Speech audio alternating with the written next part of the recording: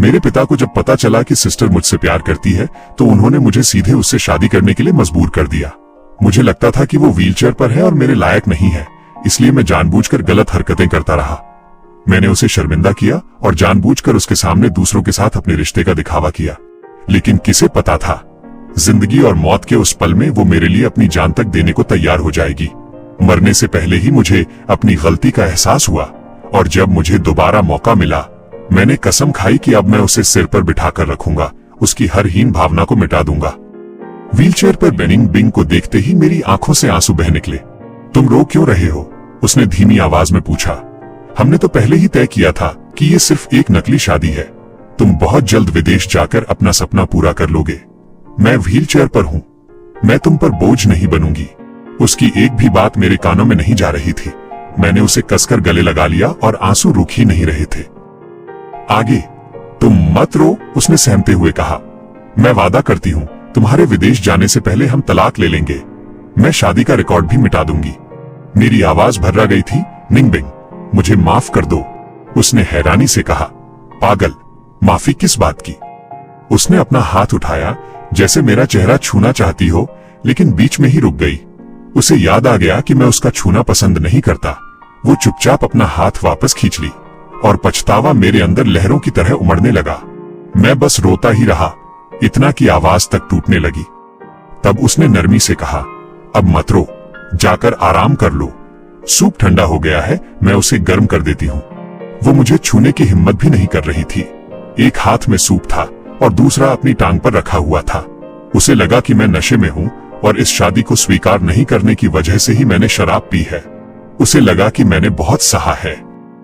मैं शर्म से खुद को छुड़ाकर बिस्तर में जाकर लेट गया। तभी व्हीलचेयर के पहियों की आवाज आई। मेरा दिल जोर से धड़कने लगा। क्या वो जा रही है? नहीं, मैं उसे जाने नहीं दे सकता। मैंने तुरंत उसका हाथ पकड़ लिया। निंगबिंग, मत जाओ, यहीं रहो, मेरे साथ रहो, हम साथ सोते हैं। बाई निंगबिंग का पूरा शरीर कांप गया, जैसे बिजली सी उसके शरीर में दौड़ गई हो। उसका दिल बेकाबू हो गया। वो जानती थी कि उसे इस पल में नहीं बहना चाहिए, लेकिन उसके मुंह से बस यही निकला, तुम सच में बहुत पी चुके हो। लेकिन उसका शरीर उसके दिमाग से पहले जवाब दे गया।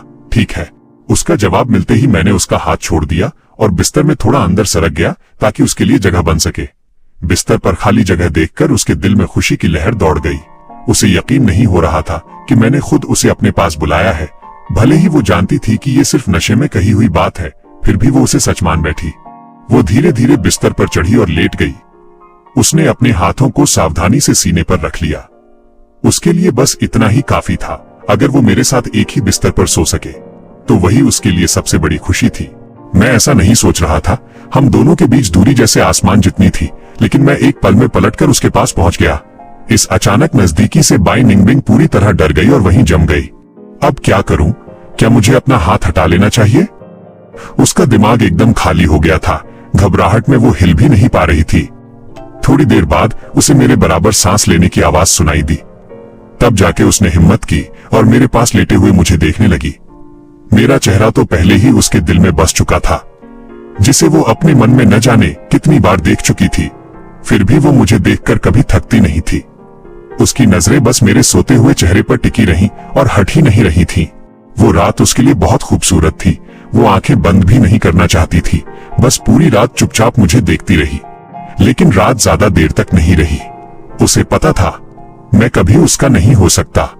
मैं जल्द ही विदेश जाकर अपने प्यार और सपनों का पीछा करने वाला था। सुबह होने से पहले ही बाई निंगबिंग चुपचाप उठ गई, जैसे कोई चोरी कर रहा हो। वो धीरे धीरे बिस्तर से उतरी और वापस अपनी व्हीलचेयर पर बैठ गई। जाने से पहले उसने एक बार मुझे देखा। मैं अभी भी गहरी नींद में था। फिर वो चुपचाप वहां से चली गई। अपने कमरे में वापस आकर बाई निंगबिंग व्हीलचेयर पर बैठी खिड़की के बाहर देखने लगी। आसमान धीरे धीरे उजाला होने लगा। कुछ ही देर में सुबह की लालिमा फैल गई और सूरज धीरे धीरे उगने लगा। उधर मैं शायद पहली बार इतनी सुकून भरी नींद सोया था।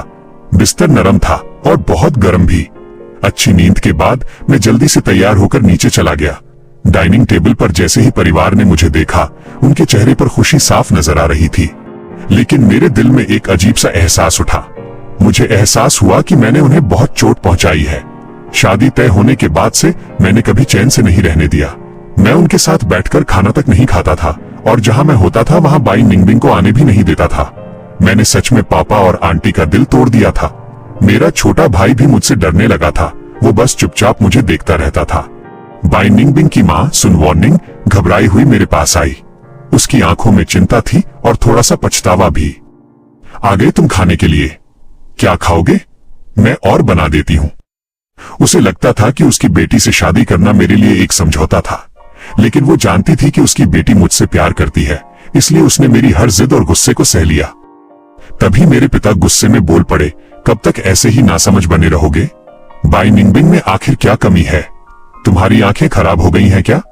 पास में हीरे जैसा इंसान है और तुम बेकार चीजों के पीछे भाग रहे हो। पापा का चेहरा गुस्से से भरा हुआ था, लेकिन उनकी आवाज सुनकर मेरे दिल में अजीब सी खुशी हुई। पापा अभी भी जिंदा हैं। पापा, मैं खुद को रोक नहीं पाया और दौड़कर उन्हें गले लगा लिया, जैसे बचपन में लगाता था। पापा एक पल के लिए चौंक गए। उन्हें समझ नहीं आया कि मैं अचानक इतना करीब क्यों हो गया। काफी समय हो गया था, मैंने ऐसा किया नहीं था। जब से उन्होंने दूसरी शादी की थी, मैं उनसे दूर हो गया था। मैं अक्सर मामा के घर चला जाता था और जब छोटा भाई पैदा हुआ तब तो मैंने उन्हें पूरी तरह नजरअंदाज करना शुरू कर दिया। उन्हें डर था कि मैं गलत सोचूंगा, लेकिन सच में छोटे भाई का जन्म एक मजबूरी थी। तब हालात ऐसे थे कि बच्चे को गिराना ठीक नहीं था, इसलिए उसे जन्म देना पड़ा। उन्होंने कभी मुझमें और उसमें फर्क नहीं किया और सुन वार्निंग भी हमेशा मुझे पहले रखती थी, लेकिन फिर भी मैं उन्हें माफ नहीं कर पाया। मेरी गलतफहमी बहुत गहरी थी। बस करो, अब इतने बड़े हो गए हो फिर भी बच्चों जैसी हरकतें कर रहे हो, पापा ने डांटा, लेकिन अंदर से वो खुश थे। खाना है तो चुपचाप खाओ, नहीं खाना तो मत खाओ और अपनी आंटी को परेशान मत करो। सुन वार्निंग हल्के से मुस्कुराई और बोली, अरे इन्हें मत डांटो, बताओ क्या खाना है, मैं बना देती हूँ। मैं सुन वार्निंग को देख रहा था और मेरे अंदर बहुत गहरा पछतावा था। असल में ये मेरी सौतेली माँ मुझसे बहुत अच्छा व्यवहार करती थी। भले ही छोटा भाई पैदा हो गया था, फिर भी वो हमेशा अच्छी चीजें पहले मुझे देती थी। यहाँ तक कि उसे डर रहता था कि मुझे बुरा न लग जाए, इसलिए वो छोटे भाई के लिए भी नए कपड़े कम ही खरीदती थी। मैंने धीरे से कहा, माँ रहने दो, आप मत परेशान हो, मैं आपके साथ ही खा लूंगा। ये सुनकर सुन वार्निंग एकदम हैरान रह गई। उसकी आंखों में आंसू आ गए और वो रोते हुए बोली, तुमने मुझे अभी क्या कहा? लू जियानगो, पिता ने हल्के गुस्से और मजाक में कहा, अरे इतनी सी बात पर रो रही हो? बस माँ ही तो कहा है, अब वो शादीशुदा हो गया है, तुम्हें माँ कहना तो सही ही है। सुन वार्निंग जल्दी से आंसू पोंछते हुए बोली, हाँ, मैं थोड़ा ज्यादा भावुक हो गई। अरे बेटा तुम बुरा मत मानना। पापा मुस्कुराए और बोले, शादी के बाद तो लड़का बदल ही जाता है, अब समझदार लग रहा है, बस ऐसा ही बना रहे तो अच्छा है।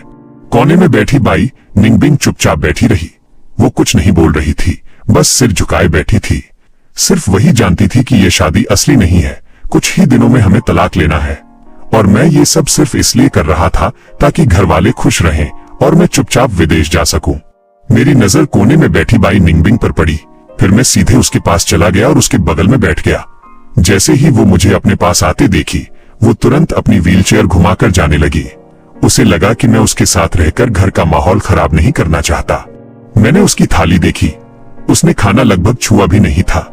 तभी मुझे समझ आ गया, ये सब मेरी पुरानी गलतियों का असर था, जिसकी वजह से वो मेरे पास बैठने से भी डर रही थी।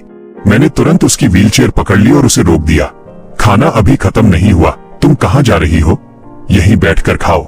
पापा भी खुश होकर बोले, हाँ, अब तो दोनों साथ ही रहो, और हाँ, आगे चलकर हमें पोते पोती भी चाहिए। पापा बहुत खुश थे कि मैं अब बाई निंगबिंग को स्वीकार कर रहा हूँ। उन्हें लग रहा था कि मैं बदल गया हूँ, लेकिन बाई निंगबिंग चुपचाप खाना खा रही थी।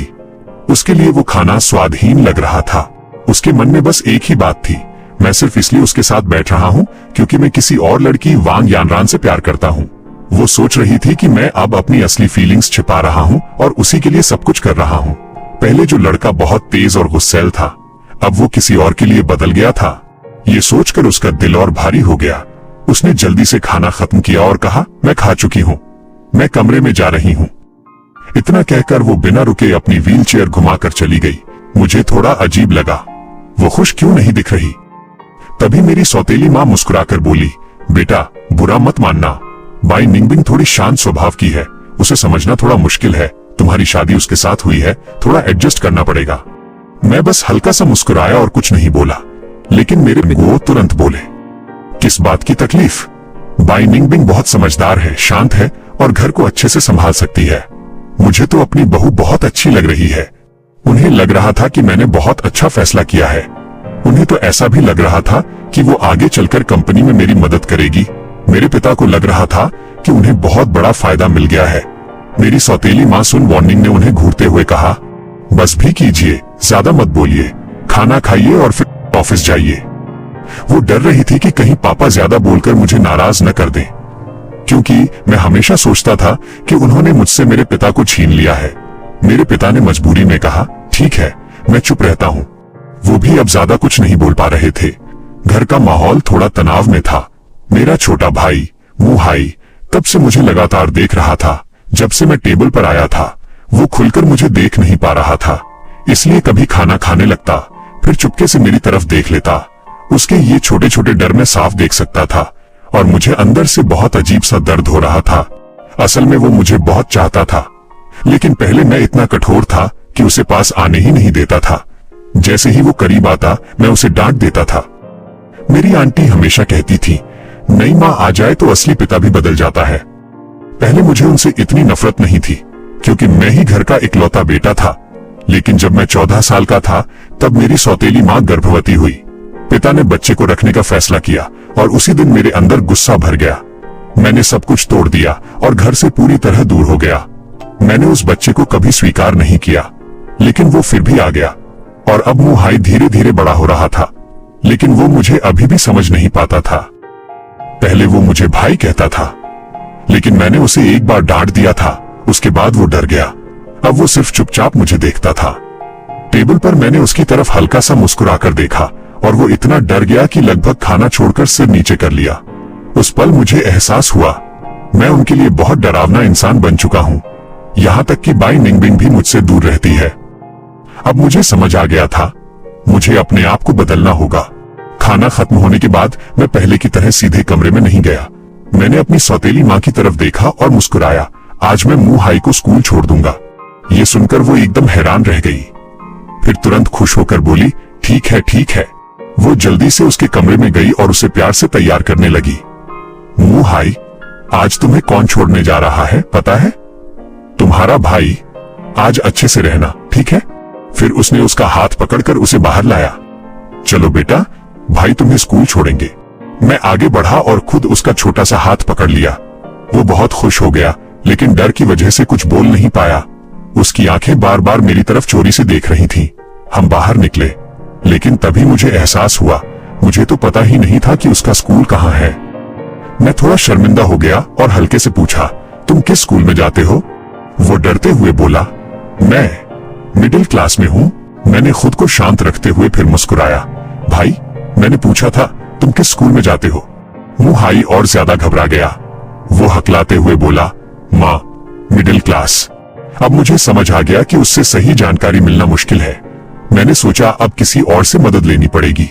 पापा को कॉल करूं तो डांट पड़ेगी। माँ को कॉल करने में थोड़ा अजीब लग रहा था, तो आखिर में मैंने अपनी पत्नी बाई निंगबिंग को कॉल किया।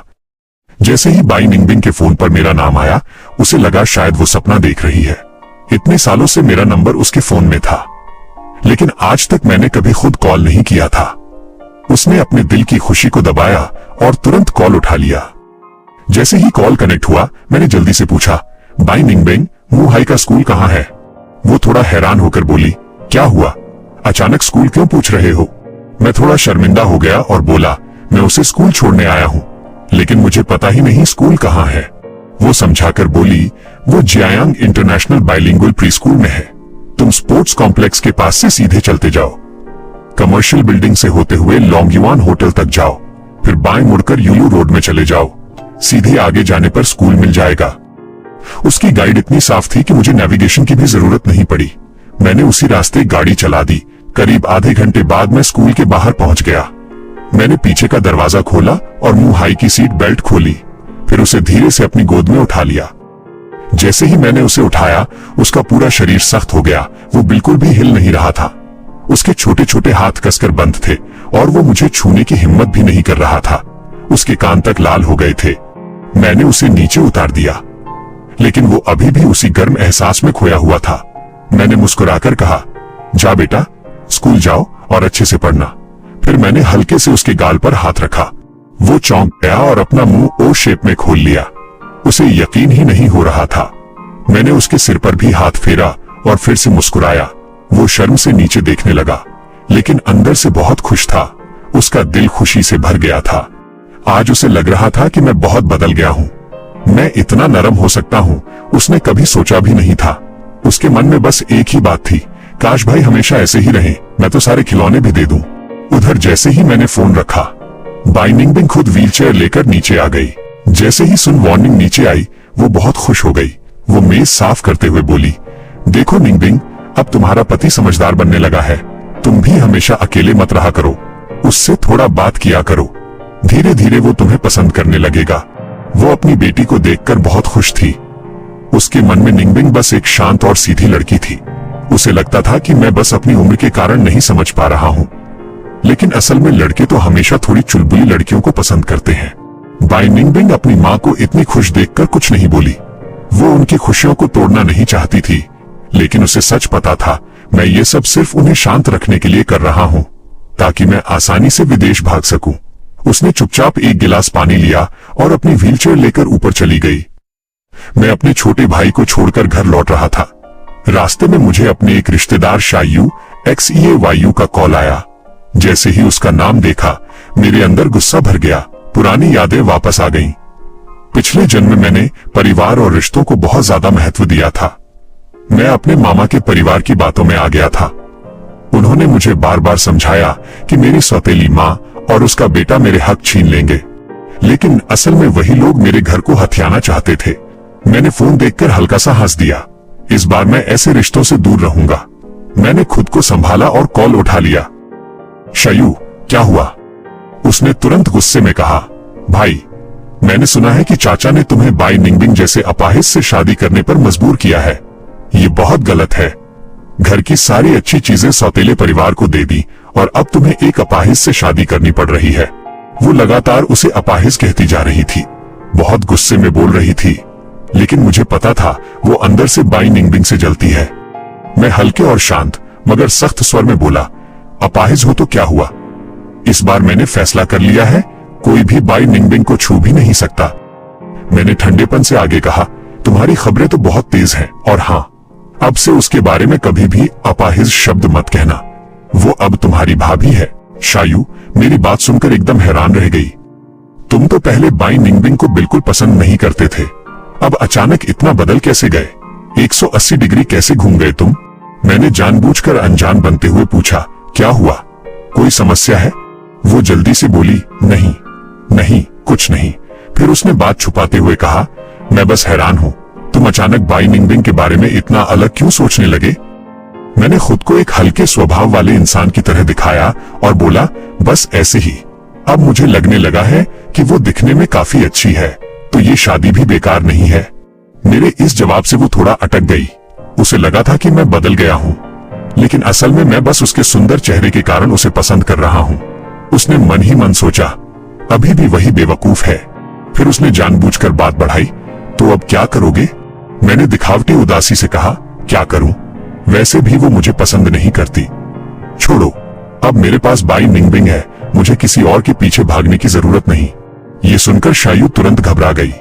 असल में वो चाहती थी कि मैं किसी और लड़की जियांग नी की तरफ आकर्षित हो जाऊं, ताकि वो खुद मौके का फायदा उठा सके। वो जल्दी से बोली, इतनी जल्दी हार मत मानो, शायद वो भी तुम्हें पसंद करती हो, बस शर्माती हो। मैं तुम्हारी और जियांग नी की मुलाकात करवा देती हूँ, तुम दोनों अच्छे से बात कर लेना। ये सुनकर मेरे अंदर ठंडी हंसी आ गई। मैं सोचने लगा, मैं कितना बेवकूफ था पहले। हर बार जब मैं जियांग नी से मिलता था, शायू हमेशा वहां होती थी और मुझे कभी शक भी नहीं हुआ। मैं उसे अपना समझता रहा और ये भी नहीं सोचा कि वो हमेशा मेरी मुलाकातें कैसे आसानी से करवा देती थी। अब समझ आया, ये दोनों शायद पहले से ही मिले हुए थे। मैंने सीधे मना नहीं किया, कुछ बातें अब हिसाब करने वाली थी। मैंने हल्के से कहा, ठीक है, अगर ऐसा है तो मैं उससे एक बार और मिल लेता हूँ। वह बोली, ठीक है, मैं जैसे ही उससे मिलने का समय तय कर लूंगी तुम्हें भेज दूंगी। शायू समझ गई थी कि मैं अभी भी जियांग नी को नहीं भूला हूँ। इस सोच से वो अंदर ही अंदर बहुत खुश थी। उसे लग रहा था कि मैंने अभी तक उसे छोड़ नहीं पाया हूं। मैंने फोन रख दिया। मैं गाड़ी चला रहा था कि रास्ते में एक मिठाई की दुकान आ गई। मैंने बिना सोचे गाड़ी रोक दी। मुझे याद आया कि बाई निंगबिंग को मिठाइयां बहुत पसंद है, इसलिए मैं उसके लिए कुछ लेने अंदर चला गया। दुकान के अंदर एक लड़का और लड़की जोर जोर से झगड़ रहे थे। लग रहा था कि लड़की ने धोखा दिया है और लड़के ने उसे पकड़ लिया है। लड़की तेज आवाज में चिल्ला रही थी, शू यीफिंग, तुम निकम्मे हो, तुम अपनी पत्नी को संभाल नहीं सकते तो किसी और से रोक क्यों रहे हो? मुझे कोई फर्क नहीं पड़ता, मैं तुम्हें छोड़ रही हूं। इतना कहकर वो ऊंची एड़ी के जूते पहनकर घमंड से वहां से चली गई। वो आदमी अपने सूजे हुए गाल को सहला रहा था। उसकी आंखों में गुस्सा और दर्द साफ दिख रहा था। उस पल वो लड़की से बेहद नफरत कर रहा था। मैं जाने ही वाला था, लेकिन तभी उस लड़की ने शू यीफिंग एक्सू यीफेंग नाम जोर से बोला। मैं वहीं रुक गया। ये नाम सुनते ही मेरा दिमाग तुरंत एक्टिव हो गया। जियांग मी के सबसे भरोसेमंद लोगों में एक आदमी था जिसका नाम भी शू यीफिंग था। वो बहुत चालाक और खतरनाक दिमाग वाला इंसान था, और सबसे बड़ी बात, वो जियांग मी के प्रति पूरी तरह वफादार था। जियांग मी की कंपनी को मजबूत बनाने में उसका बहुत बड़ा हाथ था। ये नाम मैं कैसे भूल सकता था? अगर मुझे दोबारा मौका मिला है तो मुझे जियांग मी की ताकत को पहले ही तोड़ना होगा। अगर ये वही आदमी है तो अभी ये शायद जियांग मी से मिला भी नहीं होगा, तो ये सही समय है उसे अपनी तरफ करने का। मैंने ध्यान से उस आदमी को देखा और हैरान रह गया। वो सच में वही शू यीफिंग था, लेकिन इस वक्त उसकी हालत बहुत खराब थी। उसकी पत्नी ने उसे धोखा दिया था और उसे थप्पड़ भी पड़ा था। मैं समझ गया, जब इंसान कमजोर होता है तभी उसे बदला जा सकता है। अगर मैं अब उसकी मदद करूं तो आगे चलकर वो मेरे लिए बहुत उपयोगी साबित होगा और वो पूरी ताकत से मेरे लिए काम करेगा। शू यीफिंग भले ही थोड़ा कठोर और तेज दिमाग वाला इंसान था, लेकिन उसकी एक खास बात थी, वो भरोसेमंद और एहसान मानने वाला था। मैं सीधे उसके पास गया और मुस्कुराते हुए बोला, शू शानशेंग, क्या आप नौकरी बदलने में दिलचस्पी रखते हैं? वो मुझे ऊपर से नीचे तक देखकर हल्का सा मुस्कुराया। छोटे भाई, तुम्हारी पढ़ाई थोड़ी कम लगती है। क्या मैं तुम्हें किसी अमीर आदमी जैसा लगता हूँ? अगर धोखा ही देना है तो किसी असली अमीर से सीखो। मैं भी मुस्कुरा दिया और बोला, आप गलत समझ रहे हैं, मैं मजाक नहीं कर रहा हूँ। मैं मू ग्रुप का बड़ा बेटा हूँ। मैं आपको हमारे ग्रुप में शामिल होने का ऑफर दे रहा हूँ। हम आपको आपकी मौजूदा सैलरी से 2 गुना देंगे और एक मैनेजमेंट पोजीशन भी देंगे। पोजीशन अभी बड़ी नहीं होगी, लेकिन आपकी क्षमता देखकर जल्दी प्रमोशन मिलेगा। असल में मैं अपना कार्ड दिखाना चाहता था, लेकिन मैं अभी कॉलेज में था और कंपनी में आधिकारिक रूप से जुड़ा भी नहीं था, इसलिए मेरे पास कोई प्रूफ नहीं था। वो हंसते हुए बोला, मू ग्रुप का बेटा? हाँ, तुम सच में बहुत हिम्मत वाले हो, लेकिन जो फायदे तुम बता रहे हो वो अच्छे हैं। फिर भी मैं अभी सिर्फ एक साधारण इंसान हूँ।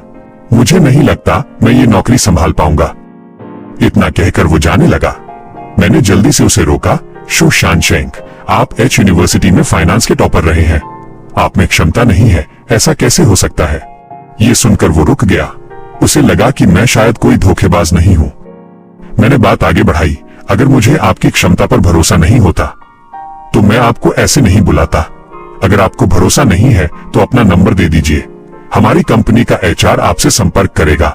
वो थोड़ा सोच में पड़ गया, फिर बोला, ठीक है, दे देता हूँ। मुझे अचानक याद आया कि उसकी पत्नी ने उसे छोड़ दिया था और उसका एक छोटा बेटा भी था। मैंने हाथ में ली हुई मिठाई उसे देते हुए कहा, ये अपने बेटे के लिए रख लीजिए और उम्मीद है कि आप जल्द ही मू ग्रुप से जुड़ेंगे। वो एक पल के लिए हैरान रह गया। उसे लगने लगा कि मैंने उसकी पूरी जानकारी पहले से पता कर रखी है। वो मिठाई लेकर बिना कुछ बोले चला गया। मैं फिर दुकान के अंदर गया और बाई निंगबिंग के लिए दूसरी मिठाई खरीद ली। मैं घर पहुंचा और सीधे बाई निंगबिंग को ढूंढने लगा। मैंने सौतेली माँ सुन मॉर्निंग से पूछा, माँ, निंगबिंग कहाँ है?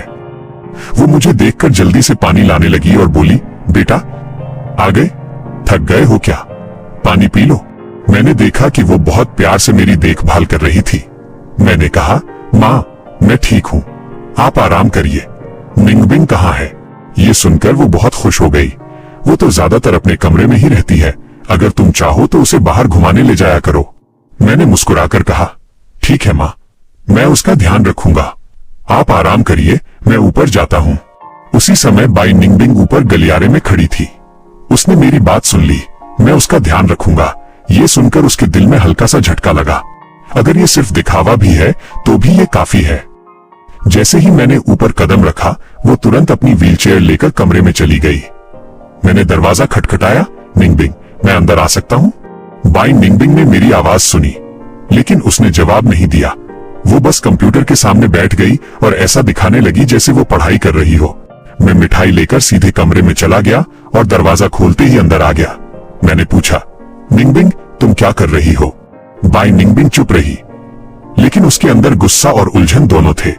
उसे लग रहा था कि मैं किसी और के लिए उसे नजरअंदाज करके अब उसके कमरे में आ रहा हूँ। मैंने उसके जवाब का इंतजार नहीं किया, सीधे जाकर मिठाई उसकी टेबल पर रख दी। रास्ते में तुम्हारे लिए लाया हूँ, चक्कर देखो अच्छा है या नहीं। मैंने पैक खोला और केक का टुकड़ा उठाकर उसके पास बढ़ा दिया, लेकिन बाई निंगबिंग मुझे देख रही थी। उसकी मुस्कान भले ही सुंदर थी, लेकिन उसके दिल में दर्द बढ़ रहा था। उसे पता था कि मैं ये सब सिर्फ विदेश जाने के लिए कर रहा हूँ। मेरे दिल में उसके लिए कोई सच्चा प्यार नहीं है। उसके अंदर जलन सी उठी, लेकिन उसने खुद को रोका। उसे याद आया कि वो व्हीलचेयर पर है और उसे जलन करने का कोई हक नहीं है। उसने धीरे से केक को दूर कर दिया और ठंडी आवाज में कहा, मुझे भूख नहीं है, मैं नहीं खाऊंगी। मैंने हल्की निराशा में केक वापस रख दिया और बोला, तुम मुझसे नाराज हो ना? लेकिन बाई निंगबिंग बस चुप रही। उसकी नजर कंप्यूटर स्क्रीन पर ही टिकी रही। वो मुझसे नाराज नहीं थी, वो अपने आप से नाराज थी।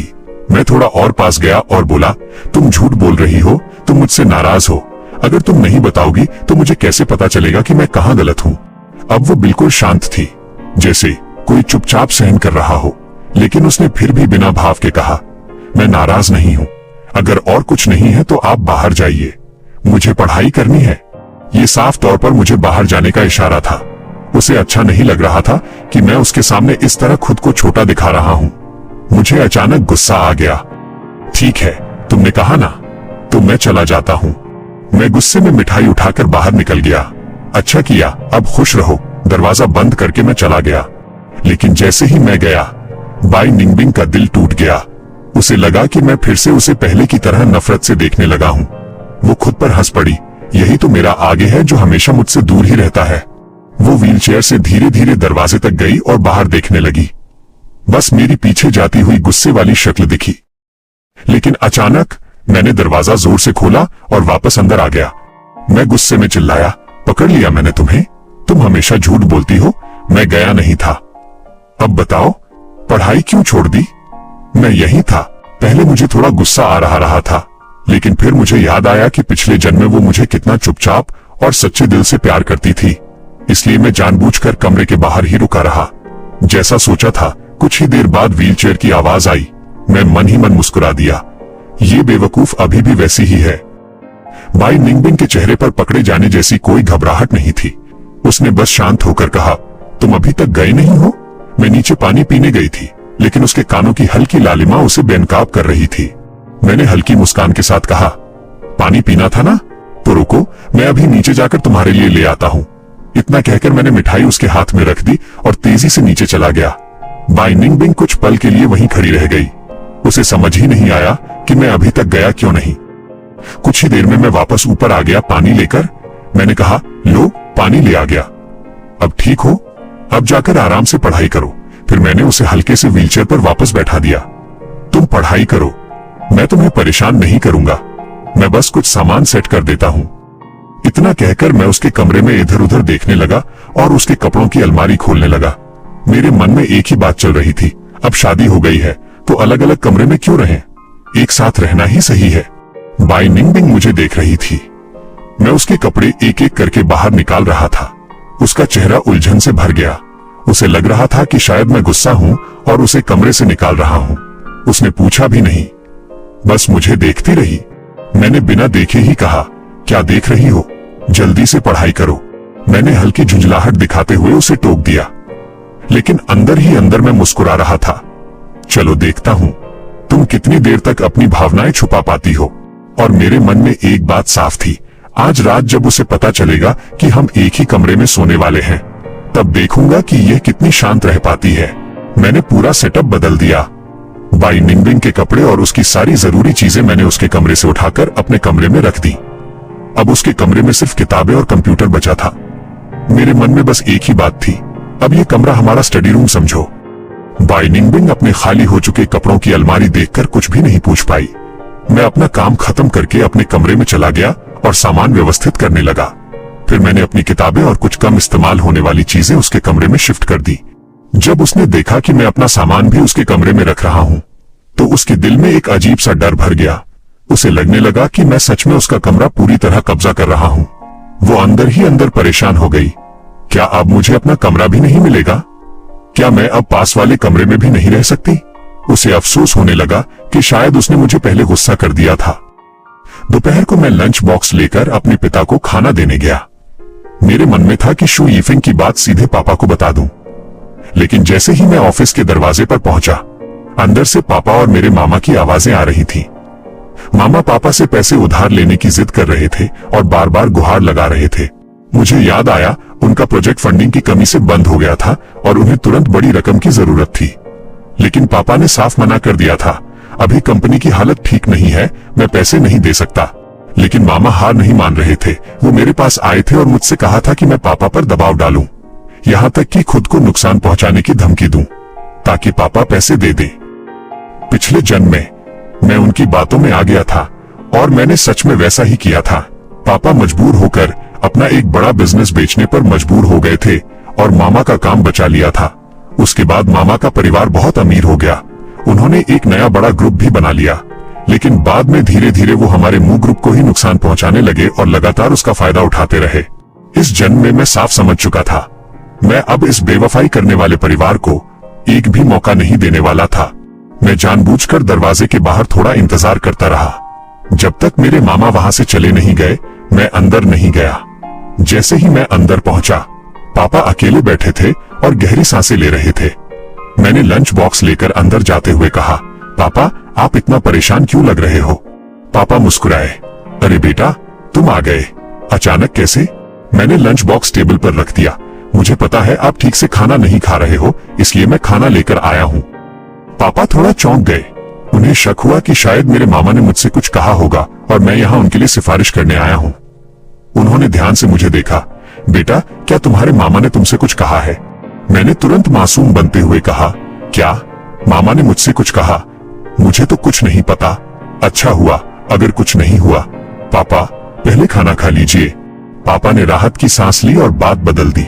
मैंने मौके का फायदा उठाया और कहा, पापा मैंने कंपनी के लिए एक अच्छा टैलेंट ढूंढा है। फिर मैंने उन्हें शू यीफिंग के बारे में बताया। पापा थोड़ा मुस्कुराए और बोले, ठीक है अगर तुम इतने भरोसे से कह रहे हो तो हम उसे हायर कर लेते हैं।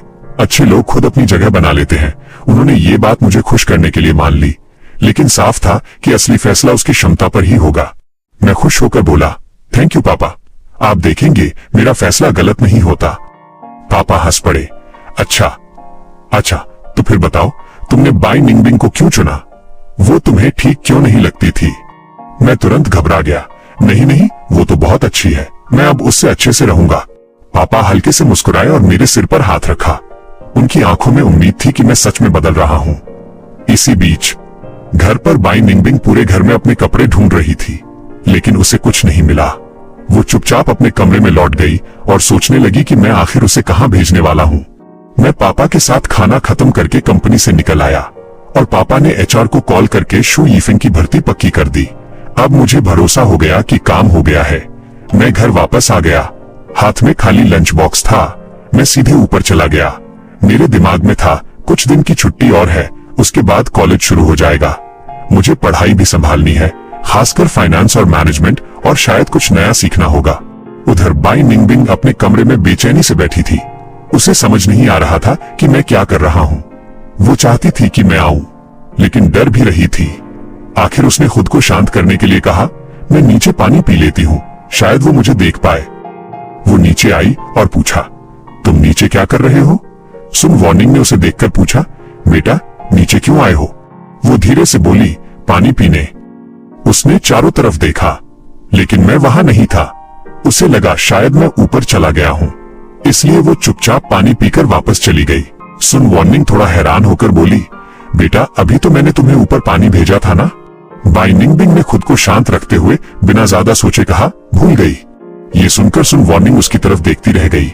उसे अजीब लगा, ये तो हमेशा बहुत याददाश्त वाली लड़की थी, आज इसे क्या हो गया? क्या पढ़ाई की वजह से दिमाग थक गया है? याददाश्त इतनी कैसे कम हो गई? उधर मैं अपने कमरे में बैठा किताबें देख रहा था, लेकिन एक भी पन्ना समझ नहीं आ रहा था। सारे शब्द पहचान में आ रहे थे, लेकिन पूरा मिलाकर सब किसी पहेली जैसे लग रहे थे। 10-15 साल पुराना कॉलेज का ज्ञान भी अब जैसे गायब हो गया था। मैंने सिर पकड़ लिया और खुद ही उठकर बाई निंगबिंग के कमरे में चला गया। मुझे अपनी पुरानी रखी हुई किताबें ढूंढनी थी। जैसे ही मैं कमरे में आया, बाई निंगबिंग की नजर सीधे मुझ पर टिक गई। वो मुझे बिना पलक झपकाए देख रही थी। मैं किताबों के ढेर में ढूंढने लगा और कुछ किताबें निकाल ली। फिर मैंने मुड़कर देखा और उसकी आंखों से मेरी नजर टकरा गई। मैं शरारती मुस्कान के साथ उसके पास गया। क्या देख रही हो? मेरे चेहरे पर फूल उगे हैं क्या? उसके लिए मेरा चेहरा कोई नया नहीं था। उसने मेरे चेहरे को हजारों बार अपने मन में सोचा था, इसलिए जैसे ही मैं पास आया वो एकदम जम सी गई। मेरी सांसें उसके बहुत करीब थीं। मेरी गर्म सांसें उसके चेहरे पर पड़ रही थीं। उसे लग रहा था जैसे हवा ही कम हो गई हो और उसका दिल बेकाबू हो गया। मैंने देखा कि उसके कान बिल्कुल लाल हो चुके हैं। लग रहा था जैसे खून तक पहुंच गया हो। मैं हंस पड़ा। अरे वाह, तुम तो शर्मा रही हो, कान कितने लाल हो गए हैं। मैंने मजाक में हाथ बढ़ाया, जरा देखने तो दो। लेकिन अचानक वो घबरा गई और बिना सोचे मेरा हाथ पकड़ लिया। फिर जैसे ही उसे एहसास हुआ कि उसने मुझे छू लिया है, वो तुरंत बिजली जैसी प्रतिक्रिया में मेरा हाथ छोड़ देती है। उसका ये अचानक रिएक्शन देखकर मैं खुद चौंक गया।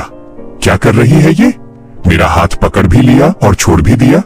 मैं अंदर ही अंदर हैरान था। ये क्या हो रहा है? इसे मैं पसंद हूं या नहीं, समझ ही नहीं आ रहा। मैं पूरी तरह कंफ्यूज हो गया था। बाई निंगबिंग तुरंत सिर झुका लेती है और बहुत हल्की आवाज में कहती है, आगे। सॉरी, मैंने जानबूझकर आपको नहीं छुआ। मेरा इरादा गलत नहीं था। मैं कुछ पल रुक गया। मुझे समझ आया कि वो सिर्फ इसलिए डर रही थी कि कहीं मैं गुस्सा न हो जाऊं। उसका ये डर बहुत ज्यादा था, इतना कि वो खुद को बहुत छोटा समझ रही थी। मेरा दिल थोड़ा नरम पड़ गया। मैंने हल्के से हाथ हिला दिया। मैं गुस्सा नहीं हूं। सॉरी, किस बात का? छू लिया तो क्या हो गया? कोई नुकसान थोड़ी हुआ है। बाई निंगबिंग ने यह सुनकर अचानक ऊपर देखा और जब उसे यकीन हुआ कि मैं गुस्से में नहीं हूं, तो उसके चेहरे से तनाव थोड़ा कम हुआ। लेकिन अचानक मैंने उसकी कलाई पकड़ ली। मैंने पूछा, बाई निंगबिंग, तुम मुझसे इतना डरती क्यों हो? क्या मैंने पहले कभी तुम्हें कुछ गलत कहा है? उसके शरीर में अचानक तनाव आ गया, जैसे वो एकदम जम गई हो। उसका दिमाग खाली हो गया और मेरी पकड़ की गर्माहट उसे बहुत ज्यादा महसूस होने लगी। मैंने फिर पूछा, क्या हुआ? बोल क्यों नहीं रही हो? मैंने उसके सामने हाथ हिलाया ताकि वो वापस होश में आए। बाई निंगबिंग अचानक सचेत हुई और घबराकर अपना हाथ मेरे हाथ से खींच लिया। फिर उसे कसकर अपनी गोद में रख लिया। मैं उसकी हालत देखकर हल्का सा मुस्कुराया। अगर नहीं बताना चाहती तो मत बताओ, लेकिन अब से तुम मुझे छू सकती हो। मैंने इजाजत दे दी है। इतना कहकर मैं झुका और उसके गाल पर हल्का सा किस कर दिया। मैं मुस्कुराते हुए बोला, ये रहा मेरा ऑफिशियल स्टैंप। फिर मैं किताब लेकर कमरे से बाहर चला गया और उसे वहीं चुपचाप बैठा छोड़ दिया। बाई निंगबिंग अकेली रह गई। वो वहीं बैठी रही और बार बार अपने उस गाल को छूती रही जहां मैंने उसे किस किया था। वो पूरे दिन यूं ही बैठी रही, दोपहर से लेकर रात तक, जैसे समय रुक गया हो। रात होते होते एक छोटी सी आवाज आई, भाई खाना खा लो। छोटा मुंह आई छोटे छोटे कदमों से ऊपर आया और हमें बुलाने लगा। मैं तुरंत दरवाजा खोलकर बाहर आया और उसे गोद में उठा लिया। वो बहुत तेजी से सांस ले रहा था। मैं मुस्कुराया और बोला, ठीक है, चलो खाना खाते हैं। फिर मैं दूसरे कमरे की तरफ गया और बोला, निंगबिंग, खाना खाने चलो। मैंने दरवाजा खोला, लेकिन अंदर कमरा अंधेरा था और कोई जवाब नहीं आया। चांदनी की रोशनी में देखा तो वो अभी भी उसी हालत में बैठा था जैसा मैं दोपहर में छोड़कर गया था। मैं मन ही मन सोचने लगा, तारांकन ये सच में मेरे किस्से इतना शौक हो गया है क्या? अब इसका इलाज भी मुझे ही करना पड़ेगा। मैंने धीरे से एमयू है की आंखें बंद कर दी और फिर अचानक झुककर बाई निंगबिंग को हल्का सा किस कर दिया। मैं बोला, होश में आ जाओ, खाना नहीं खाना क्या? बाई निंगबिंग अचानक घबरा गई। उसे एहसास ही नहीं हुआ कि मैं कब उसके पास आ गया। उसके मन में आया, अभी फिर से उसने मुझे किस किया। उसके कान तुरंत लाल हो गए, लेकिन रात का अंधेरा उसे छुपा रहा था।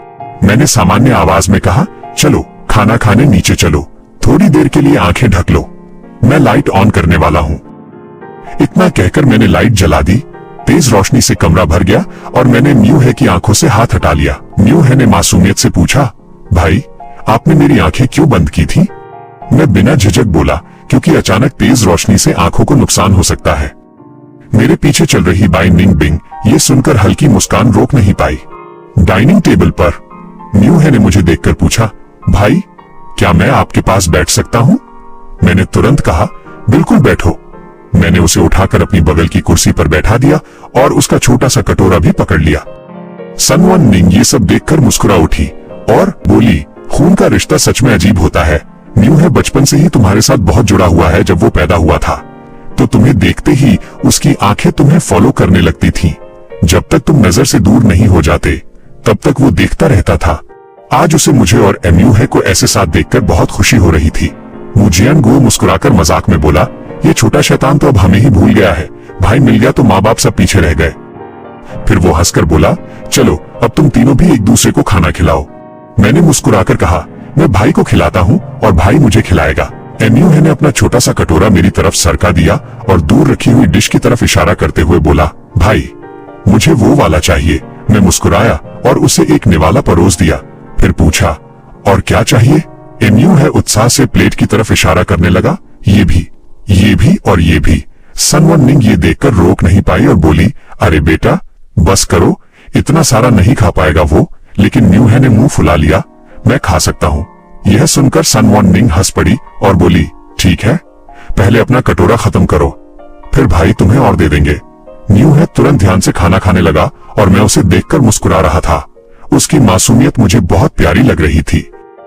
दूसरी तरफ बाई निंग बिंग चुपचाप खाना खा रही थी, लेकिन उसकी नजर लगातार मेरी और म्यू है की बातचीत पर थी।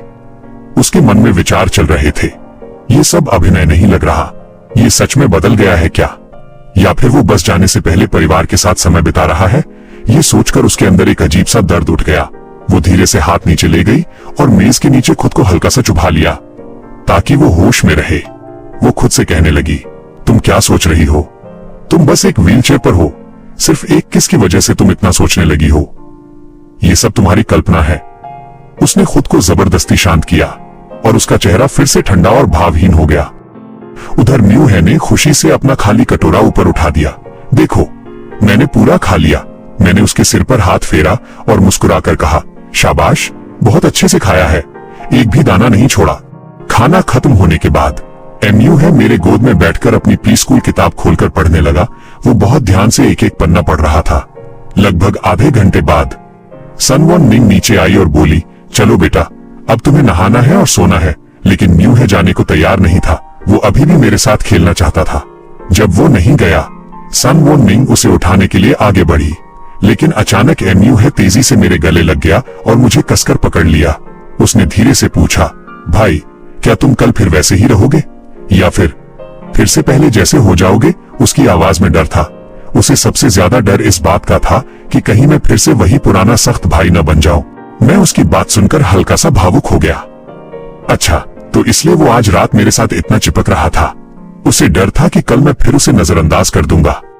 मैं मुस्कुराया और उसे समझाया, ऐसा नहीं होगा, भाई हमेशा तुम्हारे साथ रहेगा, हमेशा खेलेंगे साथ। म्यू है ये सुनकर खुश हो गया और तुरंत ऊपर भाग गया। उसके जाने के बाद मैं भी ऊपर चला गया नहाने के लिए। लेकिन दूसरी तरफ कमरे में अकेली बैठी बाई निंग बिंग की हालत खराब थी। उसके कपड़े गायब थे, उसका सारा सामान भी नहीं था। वो पूरी तरह घबरा गई थी। उसे समझ ही नहीं आ रहा था कि वो अब कहाँ रहे। उसके मन में डर बढ़ता जा रहा था। क्या उसने मेरा सारा सामान फेंक दिया? क्या वो नाराज है क्योंकि मैं कल उसके साथ एक ही बिस्तर पर थी? क्या अब वो मुझे यहाँ नहीं रहने देगा? वो अंदर ही अंदर टूटने लगी। मैं नहाकर अपना पसंदीदा ड्रेस पहनकर सीधे उसके कमरे में गया अपनी पत्नी से मिलने के लिए। जैसे ही मैंने दरवाजा खोला, मैंने उसे व्हीलचेयर पर बैठे हुए देखा। वो खिड़की के बाहर देख रही थी। पूरे कमरे में अकेलापन और उदासी भरी हुई थी। उसे देखकर मेरा दिल भारी हो गया। मैंने उसके पीछे जाकर धीरे से उसे गले से लगा लिया। अचानक मेरे करीब आने से वो चौंक गई। मेरी सांसों की गर्माहट और मेरा स्पर्श उसे हिला गया। उसका शरीर तुरंत सख्त हो गया। वो धीमे से बोली, मुझे छोड़ दो। हालांकि उसका मन इस गर्माहट को छोड़ना नहीं चाहता था, लेकिन उसका दिमाग कह रहा था कि ये सब उसका नहीं है। मैं हल्की शरारती मुस्कान के साथ उसके कान के पास बोला, अगर मैं न छोड़ूं तो? मेरी आवाज सुनकर उसका दिल तेजी से धड़कने लगा। उसकी सारी बनी बनाई हिम्मत टूटने लगी। लेकिन मैंने जवाब का इंतजार नहीं किया और उसे छोड़ दिया।